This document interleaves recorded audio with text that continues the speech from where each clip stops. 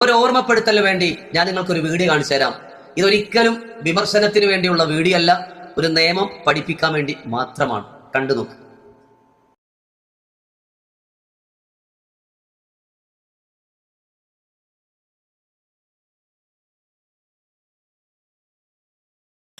കുറച്ച് പെൺകുട്ടികൾ നിസ്കരിക്കുകയാണ്. അവിടെ ആരോ ഒരാൾ അവരുടെ വീഡിയോ പകർത്തിയിട്ടുണ്ട്.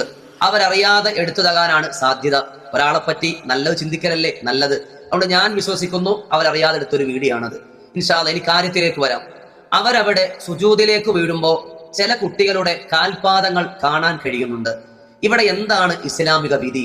മുഖവും മുൻകൈയും ഒഴിച്ച് ബാക്കിയെല്ലാം നിസ്കാരത്തിൽ ഔറത്തിന്റെ ഭാഗമാണ്. ഔറത്ത് വെളിവായാൽ നിസ്കാരവും ബാത്തിലായി പോവും.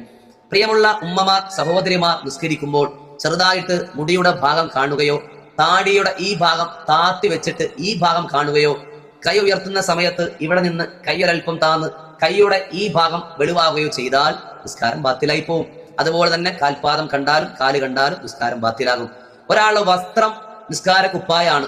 ആ വസ്ത്രം ഒരൽപ്പം ഒന്ന് കീറി, അല്ലെങ്കിൽ ഏതെങ്കിലും ഒരു പുരുഷന്റെ മുണ്ടെടുത്തിട്ടുണ്ട് അയാൾ, പുട്ടുമുക്കളുടെ ഇടയിലുള്ള ഏതെങ്കിലും ഒരു ഭാഗത്ത് ചെറിയൊരു ദ്വാരമുണ്ടായി, അതിലൂടെ അദ്ദേഹത്തിന്റെ തൊലിഭാഗം വെളിവായാൽ അദ്ദേഹത്തിന്റെ നിസ്കാരവും ബാത്തിലാകും.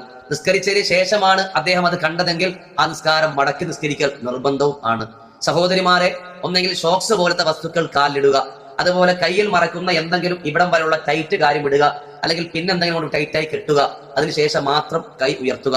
ശ്രദ്ധിച്ചില്ലെങ്കിൽ നമ്മളെ പാതിരാത്രിയുടെയും പകലിലെയും നമ്മൾ കഷ്ടപ്പെട്ട് നിസ്കരിക്കുന്ന നിസ്കാരങ്ങളൊക്കെ വെറുതെയായി പോകും. അള്ളാഹു മനസ്സിലാക്കി ചെയ്യാനുള്ള തൗഫീക്ക് നൽകട്ടെ. അള്ളാഹു നമ്മളെ സ്വീകരിക്കട്ടെ.